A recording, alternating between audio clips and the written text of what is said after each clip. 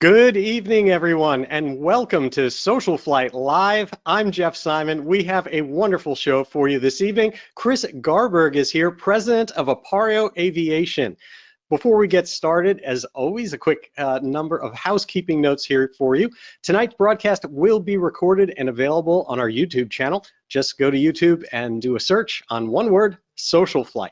And of course, as always, SocialFlight, want to tell you a little bit about that. SocialFlight was created for you to promote and support general aviation. We have tens of thousands of aviation events and destinations, so many things to do, and be sure to check that out. And that includes online events like tonight's show. In addition to that, we also have our Fly to Win challenge. And with that, all you need to do is get the SocialFlight app. It's completely free. Go fly, check in at airports and destinations. All you need to do during a prize period is check in once, and you will be entered to win in that contest. You do get more prize entries for having many, many more check-ins, but you can be entered with just a single flight or visiting your local airport. And our current prize happening is from Tempest Aero. It's a Tempest Aero prize pack with a whole set of maintenance products and supplies. For an aircraft, it is absolutely fantastic and really something that I think every aircraft owner or even pilot should be checking out as well. With that, of course, we are entering maintenance season in this cooler weather. We had Mike Bush on last week, lots of tips along with that. And so be sure to check out and look for all the different maintenance events and education that you can have to keep your winter flying going. So with that, I'd like to bring Kris on the line. Appareo Aviation has become one of the most successful ADS-B avionics companies thanks to their innovative, cost-effective, and early-to-market Stratus product line. And of course, they're not just limited to ADS-B products. There's a ton of other things that are part of their technology as well.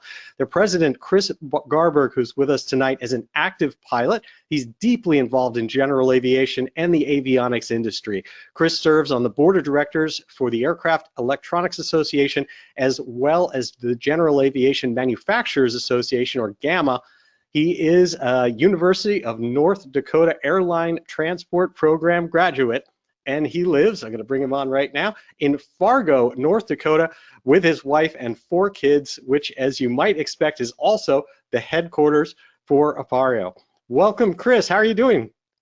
Hey, I'm doing well, Jeff. I'll correct you on one thing. I did not graduate from the University of North Dakota in airline transport, so I transferred actually into marketing. We can talk about that a little bit, but yeah, and that journey. But yeah, so one correction, but no worries. Appreciate the opportunity when someone reaches out and says, "Hey, do you want to hang out and talk about aviation, general aviation especially?" And I can never say no to that. So thanks for having me. Yeah, I knew you were involved with that. I wasn't sure whether you graduated in that or not. But let me start with the company, because one of the things is, corporate names are fascinating to me, where they came from, and this one is no different. What's the history of Aparrio? Yeah, so the origin of the name Aparrio, it's Latin with the meaning to appear. And we did appear, right? Came out of nowhere. It's not that easy to start an avionics company, especially with certified avionics. It takes a lot of brains, a lot of money, and a lot of tenacity to overcome. A lot of history of old big companies. So to have new, and I love it. I love to see new innovative young companies. One of my favorite things to do at Oshkosh is to go to the innovation tent, right? Some new startups that are just trying to get in, and I like to talk to them. We ended up buying one of the companies, actually, Aerobee. So yeah, Latin to appear, and in Aparrio, it's a tricky name. We get, it gets butchered all the time. Aparrio. I mean, it's tough. So Aparrio, and we appeared. So thank you for that. It's interesting so you had told me in the past that that's what it meant, but you didn't tell me the why. And when I was thinking to appear, I was thinking for traffic to appear in front of you, because so much is traffic products. I wasn't thinking the company to just appear. Yeah, that's a good point. That could work too, right? For ADS-B, one of our except, going back, one of our first products was not ADS-B. We had some GPS technology, and we thought we would make a GPS device that was a mini flight data recorder. As an engineering company, we're 100% an engineering company, right? And we made this product called the GAU 1000. It was a little Navicube, little cube thing that you basically pushed a button, it had accelerometers, basically an IMU with GPS. I remember that. And we were targeting towards flight instructors, so the flight instructors could put this thing in their airplane, push the button on, go and instruct their students, land, debrief with them with our software tools. Well, it turns out flight instructors didn't want to pay money for it, and we didn't really sell many of it. But it led to many other things. We had a company called Bristow Air Logistics at the time reach out and say, that's really cool, but we don't want this little portable puck thing. We want actually like a certified system in our aircraft. Can you do that?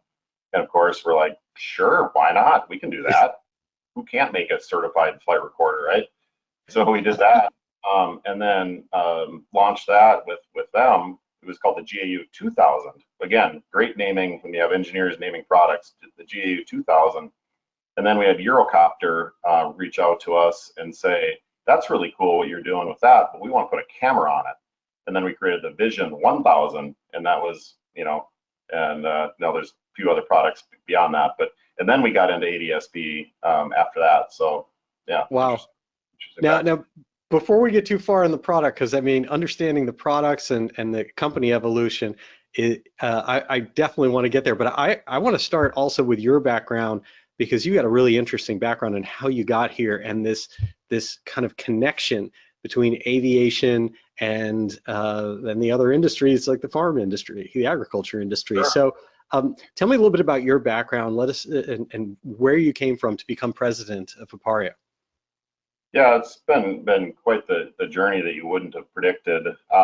So growing up, Moorhead, Minnesota, just a sister city to Fargo, had a grandfather. My grandfather Russ was a crop duster, and unfortunately, I didn't get to fly with him because by the time I was old enough, he was done flying. Went into the insurance business, ironically, after flying crop dusters. But just always had a fascination for air travel. And, as a senior in high school at Moorhead High School, you're thinking, what do I really want to do with my life? What do I want to do when I grow up? And air aviation really piqued my interest. But one thing that I always want to tell students, and I give a lot of presentations to schools, and you talk about a career in aviation, everyone thinks pilot. I want to be an airline pilot, right? There are so many other jobs available, but I thought I'm going to be a pilot, right?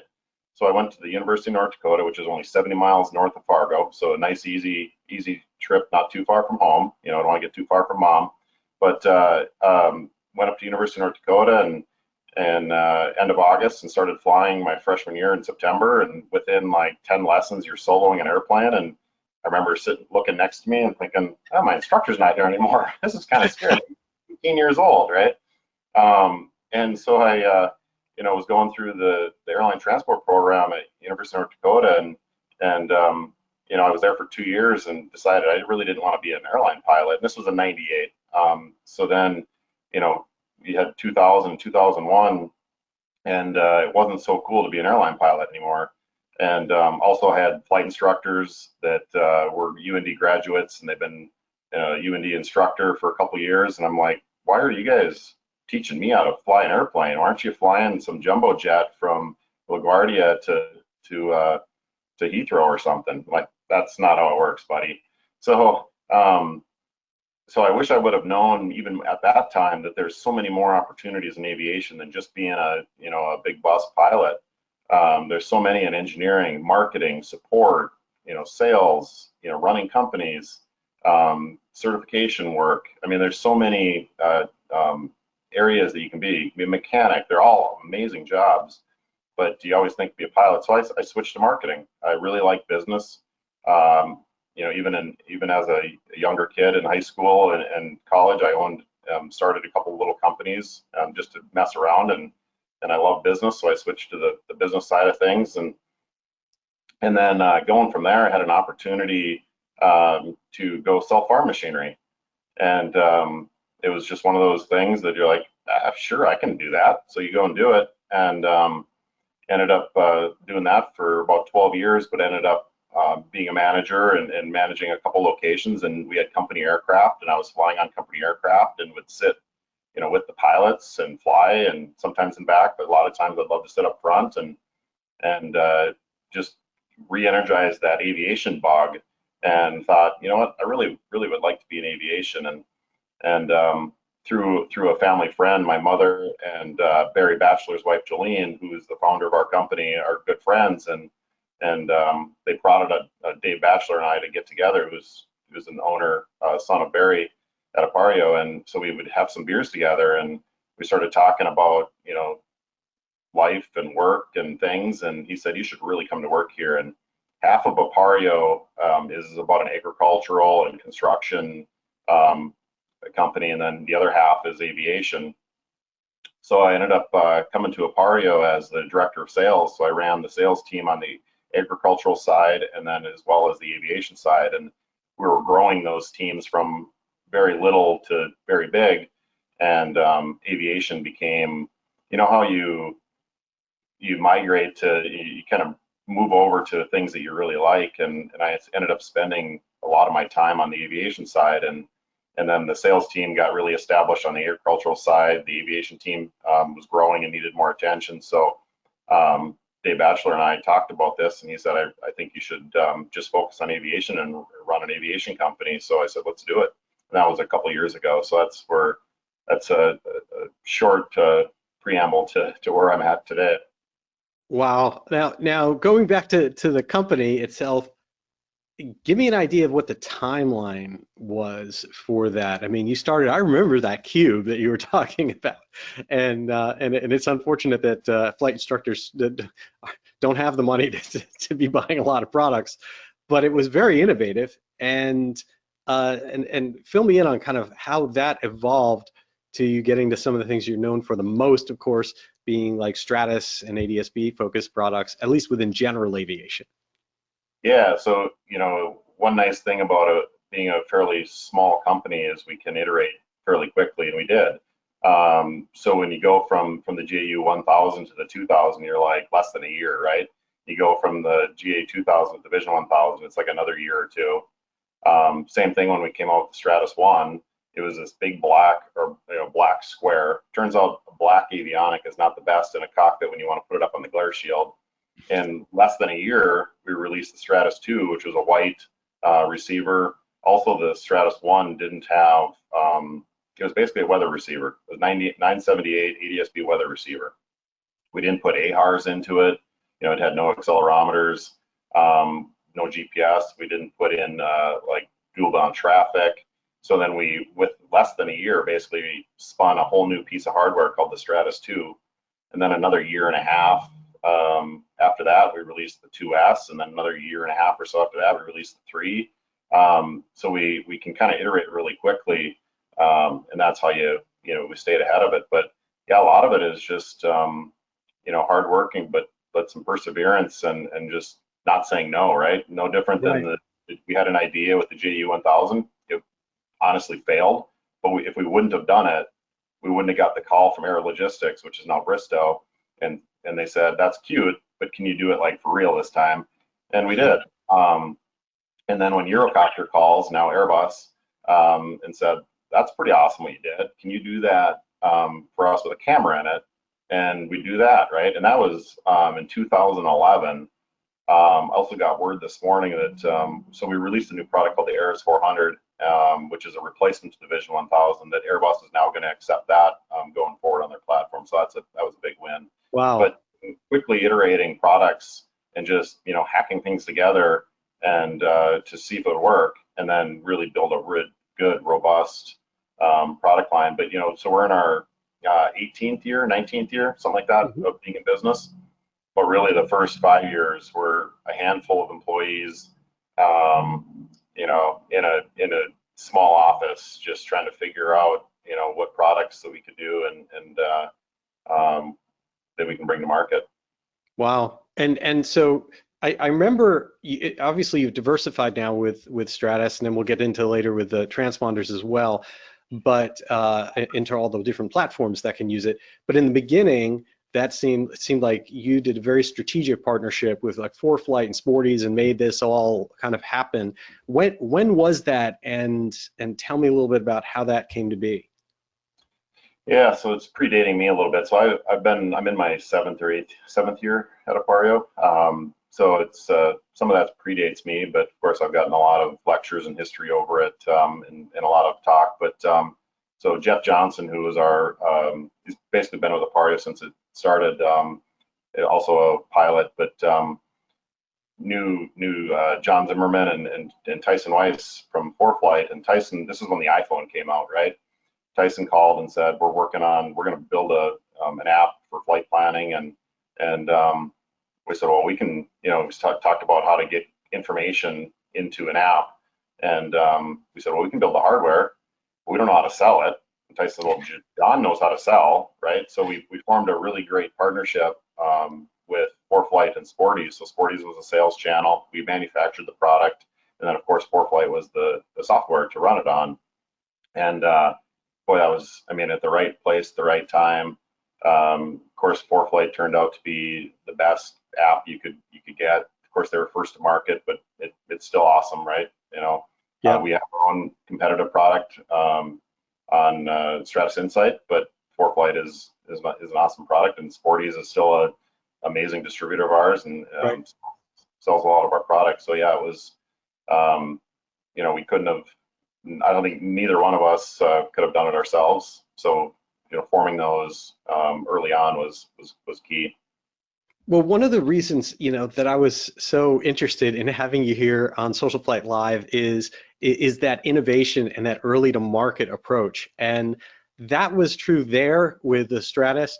The other thing, coming from the avionics industry myself and having that shared background, is how interesting it was about how Stratus ESG, how the actual transponder side of it came to market. You guys batted it out of the park with that, and one of the reasons was how quickly you made it to market. When everybody needed to do it, you came up with an inexpensive solution very, very quickly, and that seems to have been key. Tell me a little bit about that. Yeah, so another interesting part, right? So it comes to being, quick and innovative, but also maybe not knowing better. Meaning, so we had an ADS-B in receiver. It's a non-certified device, right? That takes 978, 1090 information in. It's got an uncertified GPS, right? Like a U-Box type GPS in this thing. And then we knew, of course, this ADS-B out mandate coming through, and we're like, well, I mean, how hard can it be to make a radio, right? Like a 300-watt radio that is certified, FAA certified. It's a required piece in the aircraft. So we're like, let's do that, right? And early on, we were actually going to go with a 978 universal access transmitter. And I think it was Jeff again that made the call that says, you know what, I think that's a Band-Aid. We should go with a full-fledged transponder replacement.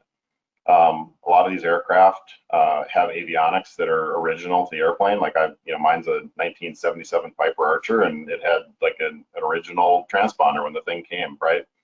And those things are going to fail. And when they do fail, you're going to need to replace it with a transponder. Do we want to have this bolt-on box to an old 20, 30-year-old transponder? And so we made a decision to make a certified ADS-B out transponder. And that was a little harder than we thought, right? And the other component of that is you need a GPS, right? Instead of going and trying to find a GPS card from someone, because it's not like you can just go and buy one. You've got to work with companies to build one or what. So we designed our own, right? So we made our own Class Beta 1 certified GPS. That was big. That was hard. And there's not too many companies, you can count them on basically one hand, of who's certified GPS in aviation, whether it's Class Beta 1 or Class Beta 3 GPS, and we did that. So I think it took a couple years longer and probably twice the money we thought it was going to take, but we did it. It should have been sooner to market, but it wasn't. I mean, we launched very similar times when Garmin launched, but we had the idea, I feel anyway, a lot sooner. But yeah, it was just hard. It was hard, right? We had a lot of engineers that were solving daily hard problems, which is still a giant feat. Like I was saying earlier, to appear. I mean, it's, if you were to tell me you had a bunch of money and you want to give it to me to start an avionics company, I'd probably advise you to not. But it was still just a lot of ups and downs and waiting for FAA certification and going through those flights and those test flights and getting that, launching it, having the number one unit, the first unit in my hand. It was just so satisfying. And now there's tens of thousands of them out flying, and it's just great to go to these air shows and get notes from customers saying, I bought one of your first ones and I just love this thing. I'll never fly without it, and the transponder works every time. And so it's just so satisfying to overcome, some of the huge companies like the Garmins, the Honeywells, the L3s, the world that, and we've made a pretty big impact on it. Yeah, and not. You're downplaying, even by saying how tough it was, you're still downplaying some of it, because I remember from inside Honeywell about how tough it is. The idea that you created a certified GPS for yourself, so you didn't have to rely on someone else's card for, Right. Inside cost of $500 and up, or something like that. And then, coming to market at a price point that was where it was is really fascinating. How because that is a key difference between what happened at that time frame between you and the competitive products. Was you were here a complete transponder, and the price was jaw-dropping to most people. Yes, when you look at a certified, ADS-B transponder with a built-in GPS, retail price $3,000. L3 had the NGT 9000 at the time, like $9,000 or $10,000, something like that. I can't remember the price, somewhere right around that price. And then, we did another thing innovative. I had this idea to take our Stratus 2S at the time and create what we call a 2i. And it's a batteryless, doesn't have GPS, doesn't have an ADS-B receiver. We designed the transponder to be able to pass through ADS-B information from the transponder to a portable device, and then that's your Wi-Fi access point basically for your electronic flight bag, for flight or whatever flavor is yours. So, and was at the time a $400, now it's $500 or right around $500 add-on. So you take the ESGi kit is what we call it. It's like $3,500, and it competes with the Garmin GTX 345, which was like $6,000, right? And it's, there you go. There you go. And so, and about 85% of our orders get that. So it was a good move, and yeah, at that price point, I don't want to. I'm an aircraft owner, and I watch my costs, of course. I'd rather spend money putting fuel in and going flying, but for $3,000 to have a brand new solid state, all digital, high-powered ADS-B transponder that'll last the rest of my life, right? You never have to touch the thing. Replace an old piece of equipment that fails. Old vacuum tube transponders, they fail. They will fail. They haven't yet. And so yeah, we wanted to have a price point that is affordable for the massive amount of aircraft out there. Yeah, and there's a couple things that were happening at the time, I think. First off is people were coming off of these very expensive transponders, even the basic ones with no ADS-B associated with them. If you wanted to go and just buy one off the shelf, they were a lot more expensive than this. And then the idea that you decoupled, because I think a lot of people in the industry at the time, going back to when this came out, were all talking about Wi-Fi connectivity. How do we connect to non-certified devices? And that was a real hot spot. FAA was sort of okay. People were thinking about, can I control my avionics from that? Was just an idea at the time. And this is an interesting approach to decouple it from your certified box to be able to make that happen. The second thing that you talked about there is, you know, a lot of people were also thinking that they could just piggyback on that existing transponder, and that it becomes a problem. People are now buying ADS-B transponders now, I assume buying Stratuses, because as you mentioned, those transponders are failing. The old, you know, old transponders that have to go in and get checked constantly. It might have been cheap at the time, but now to just put something in that's like a just ADS-B, but now they're kind of coming back, and it's time to buy a new transponder. Yeah, yeah. So we actually even have a program now that you can trade in a UAT, any UAT that we'll basically take, and we'll trade that in and give you $1,000 for it, because of course we want to sell you a transponder that you're going to put in and never touch it for the rest of your life, for the most part, right? Because nothing's worse than having your transponder fail in flight, especially if you're on an IFR flight. They're going to tell you to get down, land, get it repaired. We've had stories where people have put in a UAT and their transponder has failed, so they swap it out. They find one on eBay for another $400 or $500. It's a slide-in replacement. Just do that. They've done it like 3 times, right? Finally they'll call and say, I'm done with that, right? Like, it's a nuisance. It's costing me money. I just want to just fix this thing for life, and I'm good. And it's a good approach. And you know, the L3 transponder I was speaking about, it's awesome, right? It has a little screen on it. It's great. Garmin makes great products. You know, and what you were hitting on was decoupling the uncertified ADS-B in. It doesn't need to be in a certified piece of equipment.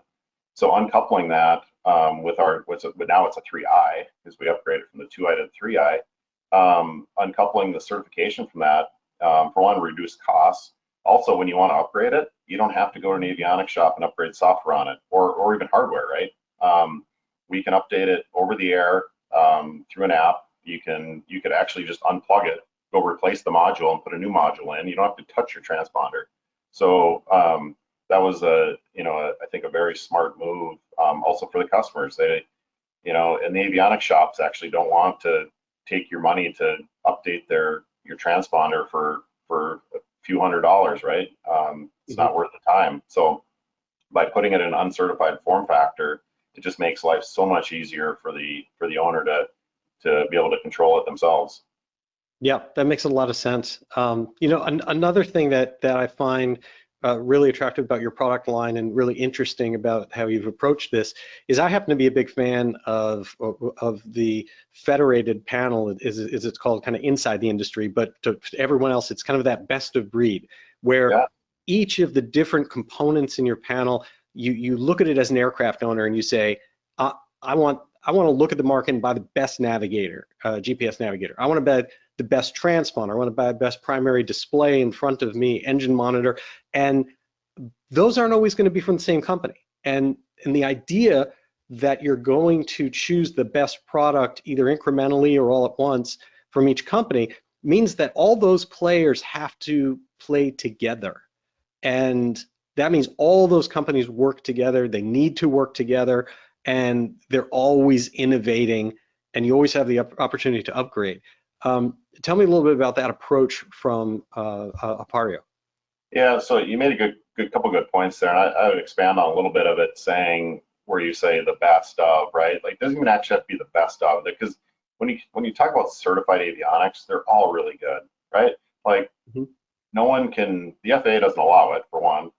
Like, the reliability on these things are 99 to the ninths, right? Like, the 99s, just, they're good. So but a lot of it's preference, right? Like, do you like the way it looks and feels and pushes buttons and the menu goes this way, right? Or that way, and the autopilot, you know, I adjust it this way, or it looks like that. So some of it can be the best, but some of it also can be, this is what I like, right? Well, it's like the best for you, right? I agree with that. It's true. You're right. It shouldn't really be considered the best, but it's you get to pick how you want to interface. If I'm a big fan of the Avidyne stuff. They have all the buttons or touch. You know, you can. It allows you to choose what works for you, and then if it doesn't at some point, you can switch. Right. Yeah, and one of my biggest things that we've talked about together too is aviation safety, and to really have to increase safety is you want all these systems to really work well together, right? And so that means us companies, we have to cooperate. We have to work with each other to have our systems play nice. Because it doesn't help to have an autopilot that doesn't really work with this indicator, doesn't really work well with this navigator. It kind of works, but maybe not that great. Like we should have, if the customer wants to choose these building blocks of product, they should work really well together. And some companies do and some don't, but for the sake of safety, we want systems to be very seamless and smooth. And you should also be able to, for the user experience, the user interface, select the products that work really well for you, that you are comfortable with, right? That you don't have to just be 100% a certain brand or another. That's the goal in aviation, is to have zero accidents, right? Mm-hmm. I know there's always a lagging indicator on accidents because it takes so long to get reports out, but the last report, there was still 1,200 accidents in GA and a couple hundred fatalities. That's too much, right? So by these avionics companies, and we're included, is we want to have products that are easy to use, they're affordable, that people can install them, and that they play between systems. And you've obviously, as you mentioned earlier, you've had some personal experience with friends, losing friends to accidents. So it sounds like safety is obviously pretty important to you. It is. You look at, I think all of us in aviation could have similar stories, which is too bad. We have our regional sales managers that travel the country, and we had one that died in an aircraft crash. That's the call that you never want to get, is you have an employee in a Kia Bonanza and spiraled to the ground, and you never want that to happen. And high 60-some% of aircraft crashes are pilot error. We have tools in the aircraft that are better than we've ever had before, right? Think about like running on round dial instruments with paper charts and a slide rule E6B or something. We have this all in an app now, right? We have the situational awareness, the engine monitoring, and the fuel consumptions, and your attitude indicators. We've got backups for backups for backups, right? The information we have with traffic and weather, right, is more than you could ever even imagine, and it's very reasonable. You can buy a Stratus ADS-B receiver for $699 brand new, never pay a subscription for weather again, and you've got traffic, weather, you got AHRS for backup, you got your GPS location where you're at all the time. There should be no control flight into terrain. There shouldn't be any inadvertent IMC, and that's a big portion of the accidents, right? Very few, like 15% mechanical, and you can even blame mechanical or even pilot error on some mechanical, right? You may have had a mechanical issue, but you just didn't handle it properly. Mm-hmm. But knowing nearest airport, I mean, the apps with Garmin Pilot, FliGQ, FlyQ, Stratus Insight, all the apps we have, the information at your fingertips is very important. We also created, using artificial intelligence, speech recognition. When you're flying an airplane, you got aviate, navigate, and communicate. Well, communicate sometimes gets to be the last one. And it's hard. Sometimes I had friends that were students at UND when I was there that were having a hard time to solo because they couldn't get their radios down. We created our own neural language model that recognizes air traffic control speech, so you can put it into a text format. But what we don't want, though, is where you buried your head down in these devices. So we're trying to keep your head up and be able to fly the airplane, but have the information when you need it, right? Getting audible callouts for traffic, or where you're coming into for runways and what's the runway lengths and things like that. But trying to make it easier to fly, meaning like less burdensome, right? Right. Having a digital co-pilot, because it's always safer to have a second pilot, right? But a lot of times we're single pilot. And so having technology like we're creating and others are creating to have a digital co-pilot should save a lot of lives. But right now, the last 4 years, it's been pretty flat. The accident rates is pretty flat. My wife doesn't like to hear this, but it's actually um, not as safe to drive your car as is a GA airplane. Airlines, different story, right? But GA needs to do better. It's getting better, but just not as much as we think it should be. Right. And it's interesting that you touched on communication because it seems to me that out of all the technologies of navigation or visualization of your situational awareness or your positional awareness, um, communication is the one that we haven't really advanced much in. You know, we're still waiting for someone to stop talking. We're still listening to people talk over each other in a deafening warble on the radio as they all transmit at the same time. Like it's absurd. And when we could have something better. Yeah, so the second half of that equation is the FAA, right? So I mean, you're talking to other airplanes, which is one, but also you're talking to air traffic control. So like we're developing the speech to text technology, and you could also do speech to command, right? So you could command things, but you still have to. So this is the way we're trying to alleviate one half of the airspace issue where you're waiting for a radio call, but if you miss it, right, we're trying to eliminate where like say again, right, like I missed that, or was that for me? And then people are stepping on each other. We're putting it in front of you in like in a text message form of what was just said, and we'll even highlight if it's for you or not because you register your information, your tail number. So it's like CPDLC, but we don't have the other end of the which is air traffic control or other aircraft. So I think that's coming. Can I have that now? Because I got to tell you, I still have not mastered the audio panel, press the button for replay once and then twice and then 3 times and keep trying to step back till you get the little snippet that was recorded for you. I don't think I've ever gotten that to work right for me. But like you said, I mean, we're using like VHF radios, right, to communicate and waiting to key mics and talk and wait for someone else to respond. And it needs an overhaul, and there's technologies out there that us companies are working on that can help that. The other thing that you mentioned here, and I know you can't give away company secrets, obviously, or what's really happening, but I came also out of the UAV business, and when we were dealing with remote piloting and remote stations and communication, it was just always glaring right in our face, like this needs to be the co-pilot on the ground that can easily help assist a single pilot in the air. There's so many things that a single pilot on the ground could be working multiple flights, just like airlines do when they have someone on the ground with flight watch and doing that assistance. Anything you can tell us about what you guys are thinking of? Because it certainly seems like the industry could use the pilot getting some help in an OnStar sort of fashion of like, this is what I'm seeing for weather. What should I be thinking about?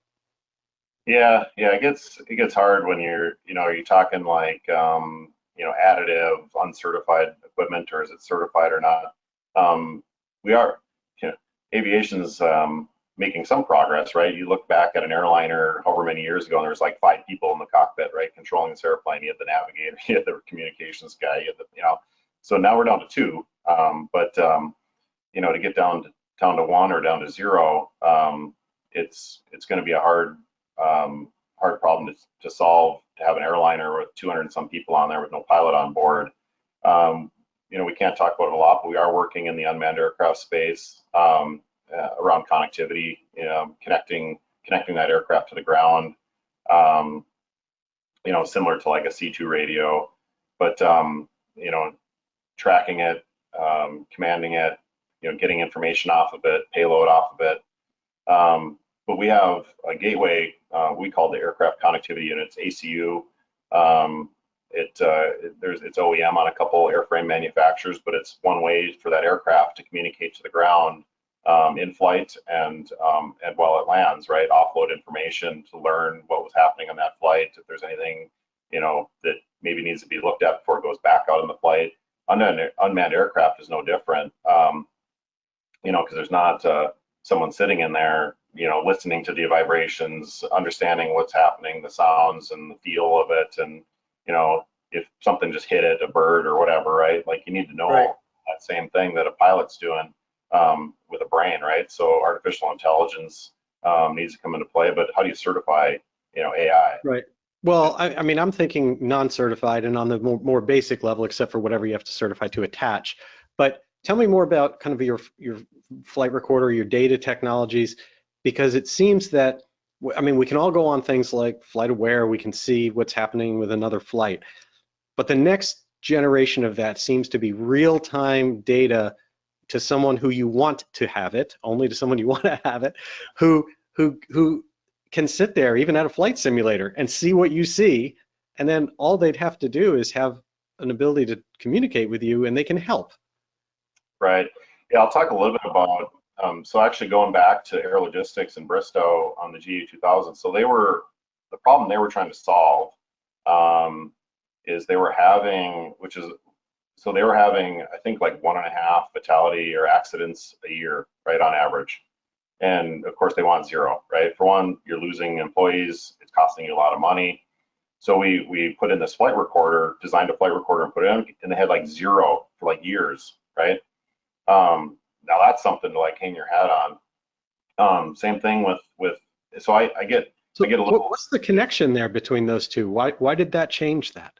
yeah, because so when you have like a flight operations quality assurance program like a FOQA, you have your set of parameters that are good, meaning like these parameters mean it's a safe flight, right? Like, certain bank angles at certain altitudes or any bank angle at any altitude, a certain airspeed below a certain altitude, an unstabilized approach, a high climb angle, or a certain descent speed, right? Some of those, you have numbers that are associated with those, and you exceed those, right? We call them exceedances. You exceed those, and there's a chance that that's not going to end well. So what I encourage, or what we encourage with our software and our hardware, is to use it so there's two ways of using flight data. One is being proactive, and one's being reactive. And I get really annoyed when people call like our flight recorder a crash recorder, right? Like I want it to be a flight data monitoring program, right, where you're being proactive. And so what Bristow was doing is they set in their parameters that matched like their operating policies and procedures, right? And when a pilot would exceed those, and they set them, you can have like a low or a moderate or severe exceedance, right? So even moderate exceedances would get flagged, and you could have a conversation with the pilot and said, hey, on this flight, you exceeded this parameter for this many seconds or whatever. What's the reason? We shouldn't do that, whatever. And this isn't like you should never use flight data monitoring as a tool to like chastise pilots, right? This is a learning experience, no different than your flight instructor on a flight review. They're not going to like take your license away from you. They're trying to help you, keep your license, right? And that's what we're doing with flight data monitoring. So being proactive and changing habits of pilots to fly safely, you're not going to have as many incidents, or hopefully zero. So being proactive on that. Yes, you can learn from an accident, fatal or non-fatal. So that's why some people call it a crash recorder, or the black box, right? So we learn what happened, hopefully to not do it again. But being proactive is, to set your parameters where you know that sometimes that could end up catastrophic, and so we shouldn't fly that way. And so that's one of the things on the flight recorder side of things. So what we're going to is we're trying to we just came out with it. We launched a new flight cockpit airborne image recorder this year called the AIRS 400. It's replacing the Vision 1000. But one thing we did is we were finding that a lot of people weren't using the data enough because it's harder to get, right? You actually had to physically pull an SD card out of this recorder and plug it into your computer and upload the flight data and actually manipulate it, or connect to an Ethernet cable to a laptop. It's not that convenient.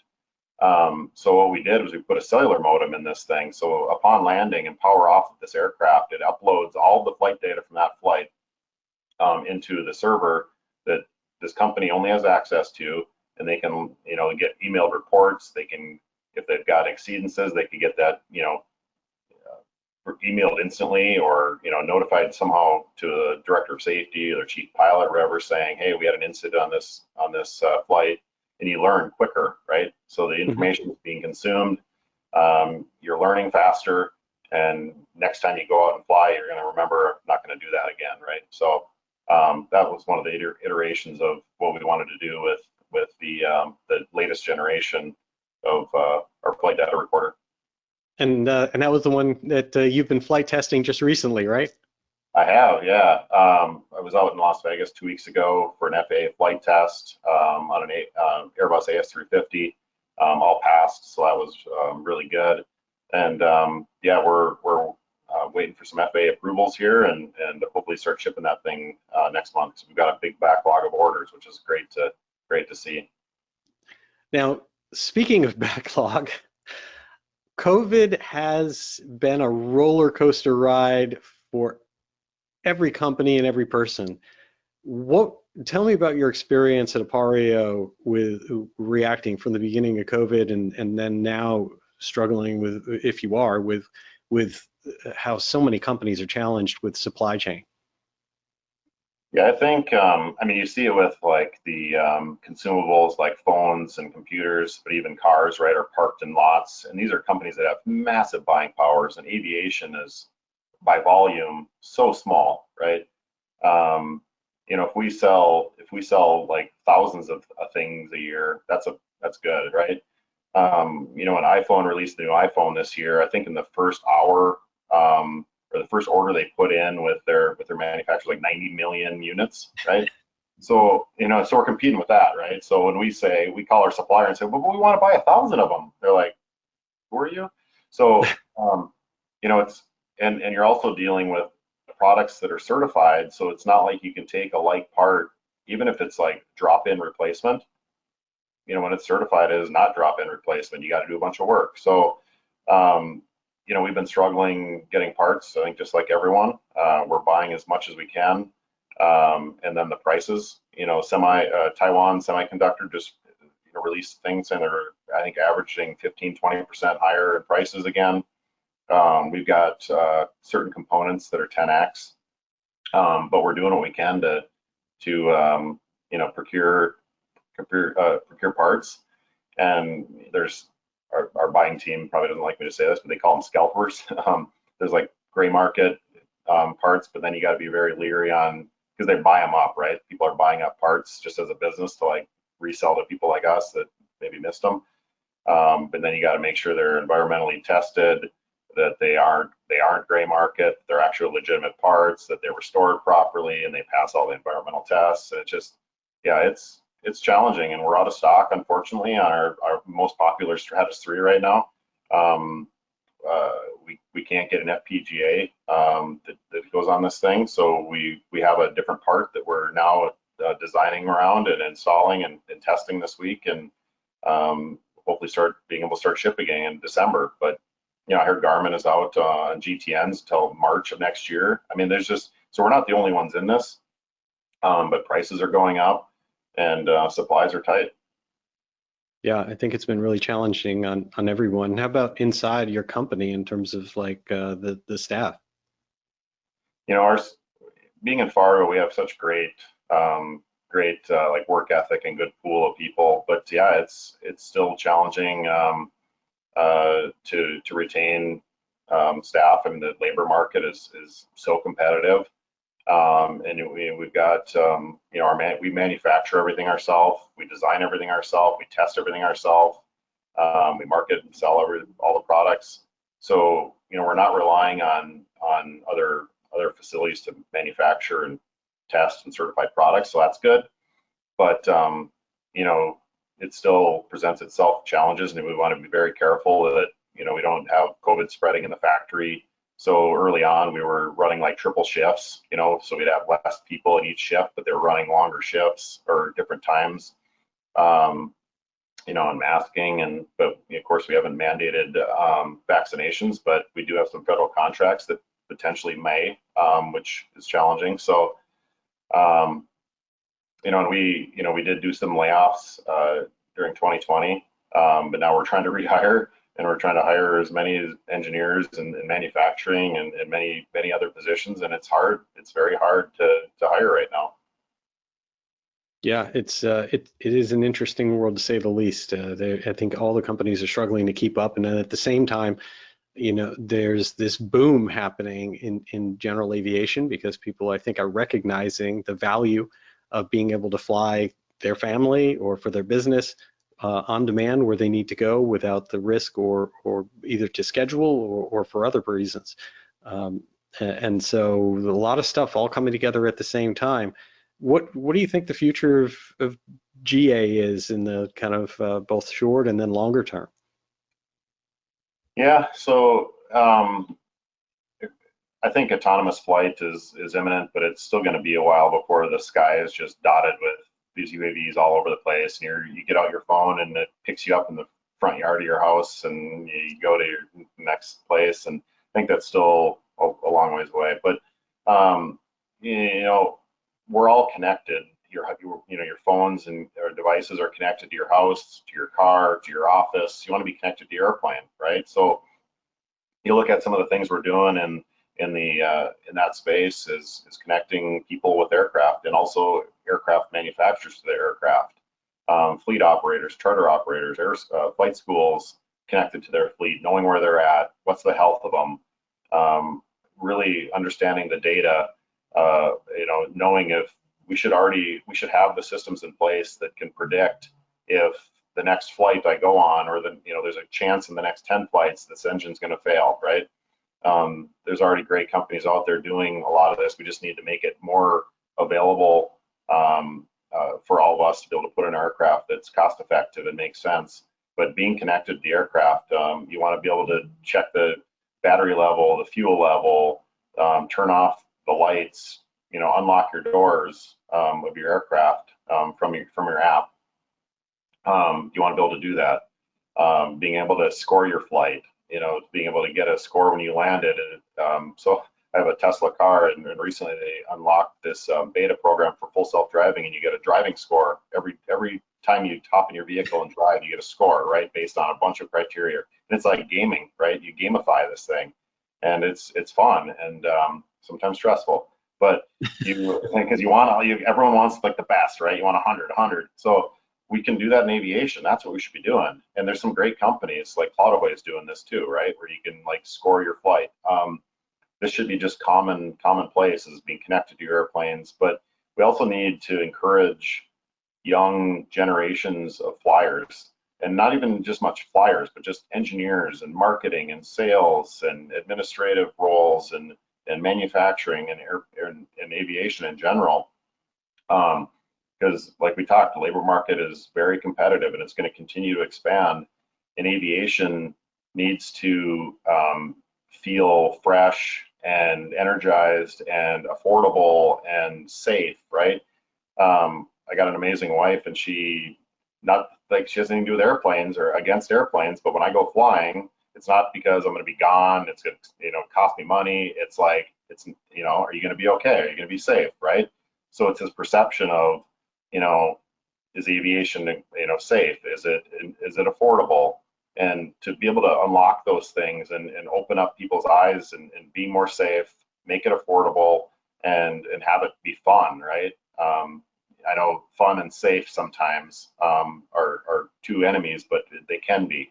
I like to say that I fly very safe, and I have a lot of fun. But the future of aviation is getting young people that are innovative, smart, engaged, and just passionate about the industry that want to do many different things, right? Like, I love it when our engineers are pilots, right? It's just so fun that they get it and want to build products for this marketplace. And and we are doing some things in the unmanned aircraft space, so it's gonna be part of it. But there's still gonna be guys like us that want to go fly airplanes, right? There's a utilitarian form for unmanned aircraft right now. Of course, military is using them, but in package delivery, pipeline, some work that we shouldn't be flying a $5 million helicopter to manage a pipeline or a power line or something.